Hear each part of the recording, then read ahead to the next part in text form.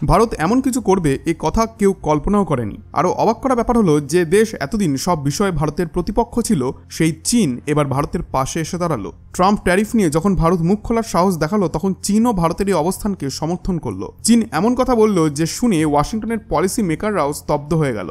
এই তো সেই ভারত যে এতদিন শুধু নিজের উন্নয়ন নিয়ে ব্যস্ত ছিল, আজ সে গ্লোবাল ট্রেড পলিটিক্সে এমন একটি চাল দিল যেটা এখনো পর্যন্ত চীনও দিতে পারেনি। চীনের মিডিয়াতেও ভারতের নতুন নীতির প্রশংসা শুরু হয়ে গেল।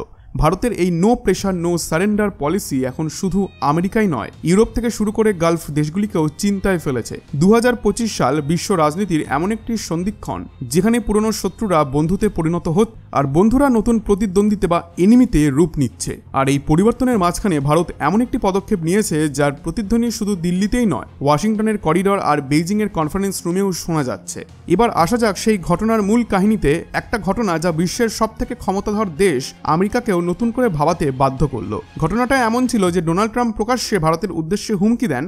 তিনি বলেন যে ভারত যদি রাশিয়া থেকে তেল কেনা বন্ধ না করে তাহলে আমেরিকা ভারতের ওপর কঠোর ইকোনমিক স্যাংশন আরোপ করবে। ট্রাম্প শুধু হুমকিতেই থেমে থাকেননি, তিনি সরাসরি ঘোষণা করে দেন যে ভারতের ওপর 25% আমদানি শুল্ক অর্থাৎ ট্যারিফ বসানো হবে। এক কথায় এটা ছিল একটা ক্লাসিক জিও ইকোনমিক ব্ল্যাকমেইলিং।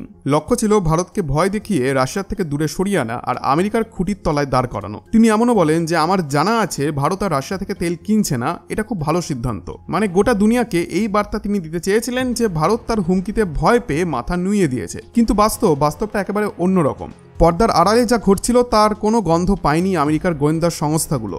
ভারতের তরফে মোদী সরকার পুরো ব্যাপারটা নিয়ে চুপচাপ ছিল, কিন্তু সেই নীরবতার আড়ালেই চলছিল এক বিশাল কৌশলগত প্রস্তুতি। রিপোর্টার্সের রিপোর্টাররা যখন এই বিষয়ে ভারতীয় সরকারি কর্তাদের সঙ্গে কথা বলেন, উত্তর শুনে শুধু আমেরিকা নয় গোটা দুনিয়াই থমকে যায়।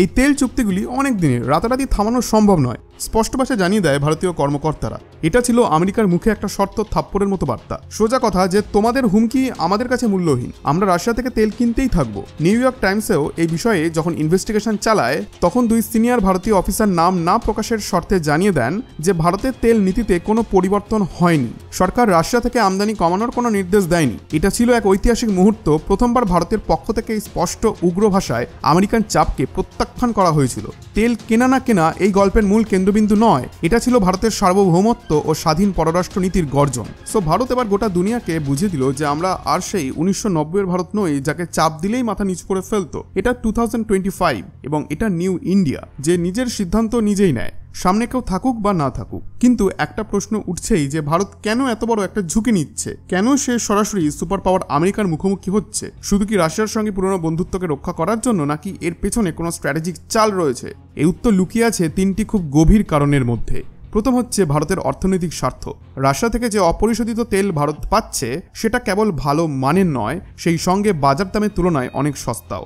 ভারত যে নিজের মোট তেলের চাহিদার 85%-এর বেশি আমদানি করে, তার জন্য একটা বিশাল রিলিফ। সস্তা তেল মানেই হাজার হাজার কোটি টাকার সাশ্রয়, পেট্রোল ডিজেলের দাম নিয়ন্ত্রণে রাখা এবং মুদ্রাস্ফীতির দাপট ঠেকানো। এছাড়া এর ফলে ভারত তার ফরেন কারেন্সি রিজার্ভও সুরক্ষিত রাখতে পারছে। দ্বিতীয় হচ্ছে স্ট্র্যাটেজিক পেট্রোলিয়াম রিজার্ভ। প্রত্যেক দেশ যুদ্ধ বা যে কোনো সংকটের সময় স্ট্র্যাটেজিক অয়েল রিজার্ভ গড়ে তোলে, আর রাশিয়ার এই সস্তা তেল ভারতের কাছে একেবারে গোল্ডেন অপরচুনিটি এনে দিয়েছে। এই মজুদ তেল এক প্রকার গোপন অস্ত্র যা যে কোনো এমার্জেন্সিতে ভারতের জন্য জীবনদায়ী বুস্টার হয়ে উঠতে পারে। এতে করে ভারত মাসের পর মাস শক্তি সংকট মোকাবিলা করতে পারবে কোনো বিদেশি নির্ভরতা ছাড়াই। আর 3 নম্বর হচ্ছে স্বাধীন পররাষ্ট্রনীতির বার্তা।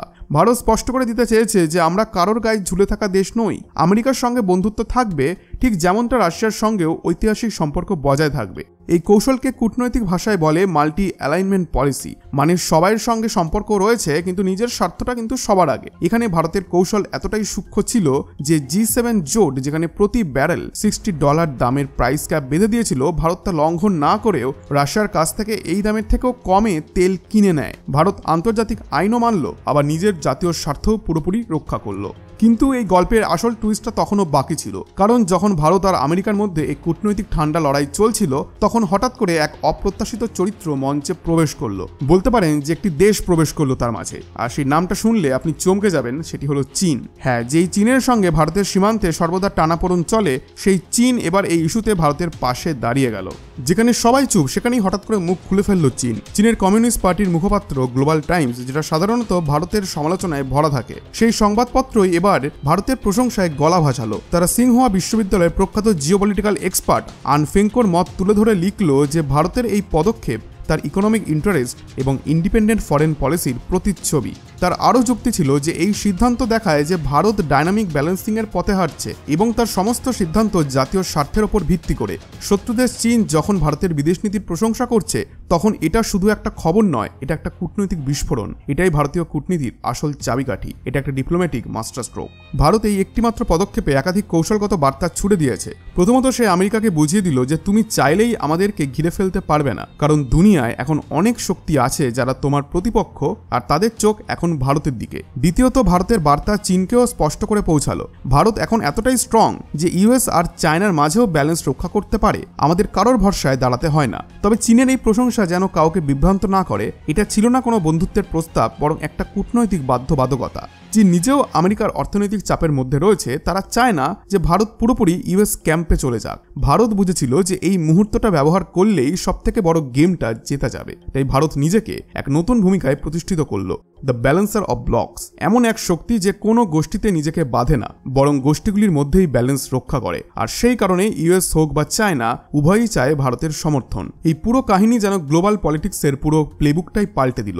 সব মিলে এটা বুঝিয়ে দিল যে আজ ভারত শুধু একটা বিশাল বাজার নয়, বরং একটা গ্লোবাল পাওয়ার। সে নিজের ভাগ্য নিজে লিখছে। তবে দেখুন, এখানে কিছু প্র্যাকটিক্যাল কথা বলা দরকার যে এই স্ট্র্যাটেজি যতটা শক্তিশালী ততটাই ঝুঁকিপূর্ণ, কারণ মাল্টি অ্যালাইনমেন্টের নীতি যতদিন ভারসাম্যে থাকে ততদিন লাভ দেয়, কিন্তু একবার যদি এক পক্ষের ভরসা নষ্ট হয় তাহলে অন্য পক্ষও দ্বিধায় পড়ে যায়। এটাই সেই সূক্ষ্ম দড়ির খেলা যেখানে এক ভুল পদক্ষেপ গোটা ব্যালেন্স নষ্ট করে দিতে পারে। এই মুহূর্তে ভারত যেভাবে নিজের no pressure no surrender policy সামনে আনছে তা একদিকে অর্থনৈতিক ব্ল্যাকমেলিং এর বিরুদ্ধে উদাহরণ, কিন্তু অন্যদিকে এটা দীর্ঘমেয়াদে সব পক্ষের সঙ্গে বিশ্বাস বজায় রাখারও পরীক্ষা। তাই হয়তো আসল প্রশ্ন এখন এটা নয় ভারত সঠিক করছে না ভুল করছে, বরং এটা যে ভারত কি এই জটিল ভারসাম্য ভবিষ্যতেও ধরে রাখতে পারবে। কারণ ইতিহাস বলে গ্লোবাল পলিটিক্সে বন্ধু আর শত্রু কখনো স্থায়ী হয় না, স্থায়ী কেবল জাতীয় স্বার্থ।